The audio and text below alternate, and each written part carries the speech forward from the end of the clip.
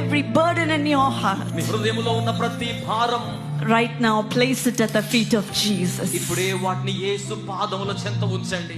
He is just asking you, what do you want, my dear son? ఆయన అడుగుతున్నాడు, నా ప్రియ కుమారుడా, నీకేం కావాలి? I don't want your silver or your gold. నీ వెండి బంగారాలు నాకు వద్దయ్యా.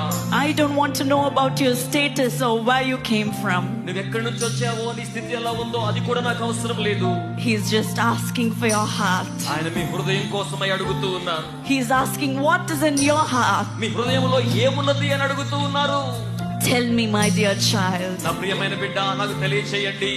I'm ready to fulfill all of your desires. నీ వాంఛలన్నీ తీర్చడానికి నేను సిద్ధంగా ఉన్నాను. Will you tell him right now? ఇప్పుడే మనం ఆయనకి చెప్దామా? Lord, I don't want to carry this burden anymore. ప్రభువా, ఇక భారాన్ని నేను ఏమాత్రం మోయలేను. It is too much for me, Lord. ఇది నాకు చాలా అధికంగా ఉందయ్యా. I cannot take it anymore. నేను దాన్ని మాత్రం ఇక తీసుకుని వెళ్ళలేను. But I place it at your feet. అని నీ పాదముల చెంత ఉంచుతున్నాను. Now you take care of it. ఇప్పుడు దీని గురించి మీరు జాగ్రత్త తీసుకోండి అయ్యా. Jesus, take care of it, Lord. యేసు, దీని గురించి జాగ్రత్త వహించండి. I want to be free.